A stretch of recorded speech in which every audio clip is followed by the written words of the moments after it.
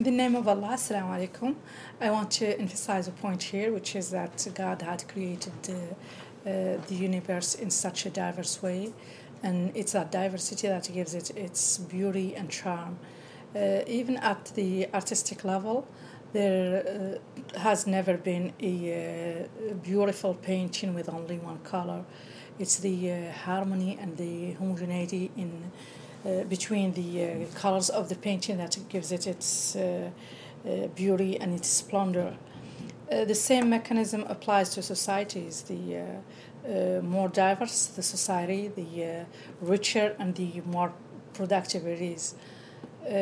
God had never privileged any of his creatures as he did with humans, nor did he forbid anything for himself but injustice. The Qudsi Hadith states explicitly, "O my servants, I have forbidden dhulm, oppression, for myself and made it forbidden amongst you, so do not oppress one another." But unfortunately, human beings, with their selfishness and their greed, kept always violating the universal rule of law by being unfair and unjust to one another. And because Mauritania is not the utopia of Plato, and it's just a part of this world, it had witnessed some scenes of injustice and oppression. And I'm here to express my sorrow and give apologies to those people who experienced any kind of injustice or mistreatment. At the same time, I encourage my Mauritanian brothers and sisters who fight for the civil rights and work really hard to get the rights for those social classes that were marginalized and suffered a lot during the dark ages of the history of the country. Nevertheless, I condemn all kind of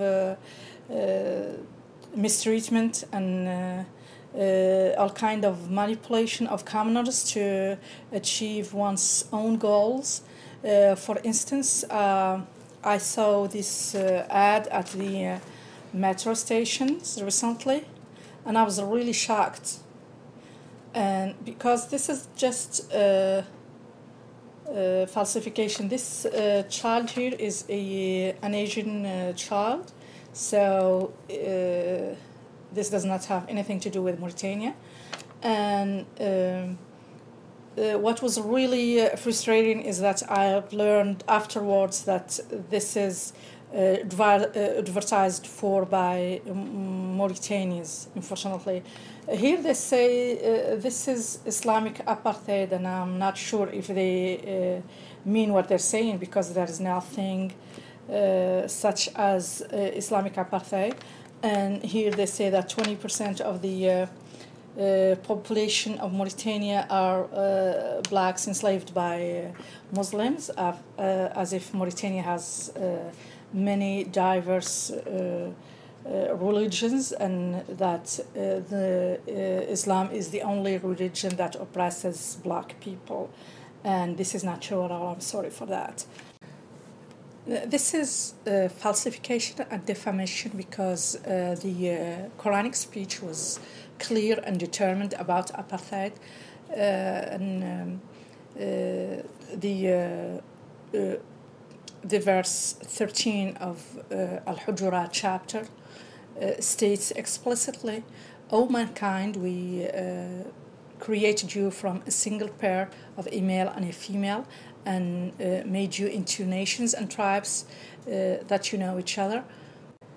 Verily, the most honored of you in the sight of Allah is he who is most righteous of you, and Allah has full knowledge and is well acquainted with all things."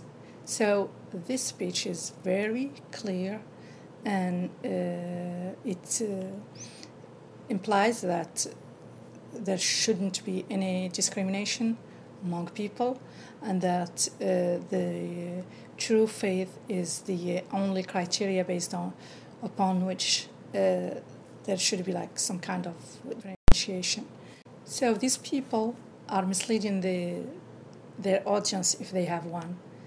They are harming the people who trust them by allowing them to be their representative. They're harming their country, their religion, and most of all, they're harming themselves. This is not the way equality can be implemented, nor the way justice can be established. This is not the way Mauritania can be built.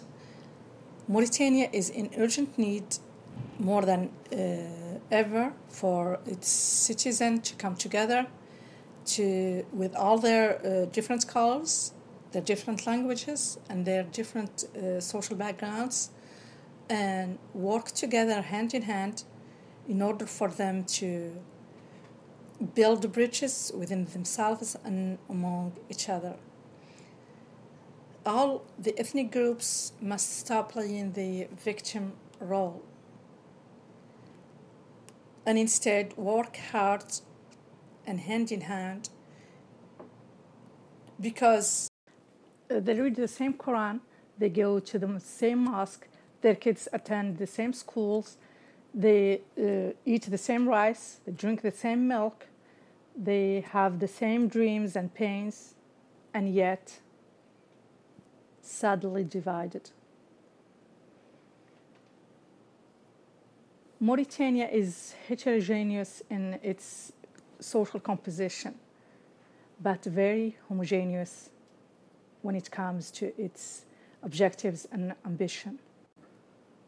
We all have one dream and only one dream: to live together in peace and to build a strong foundation for a strong nation, for ourselves and for the future generations. So let's make our dream come true. Let's work together fraternally, honestly, and sincerely to make our country compete in a world that is growing at a very fast rate. Let's share love and spread peace and leave hate, confusion, and discrimination behind. It's high time for Mauritanians to make of this a wake-up call to stop all those exclusion policies and hate feelings. Here comes the time for them to fight their real enemies: poverty, ignorance, laziness, and division. By emphasizing the concepts of brotherhood, solidarity, union, and confidence in a better tomorrow, Mauritanians will work hand in hand, side by side, to make their lives happier, their dreams come true, and most of all, to resist any foreign attempts of division. The change comes from within the self and amongst brothers. And only united Mauritanians are the ones who are able to promote change.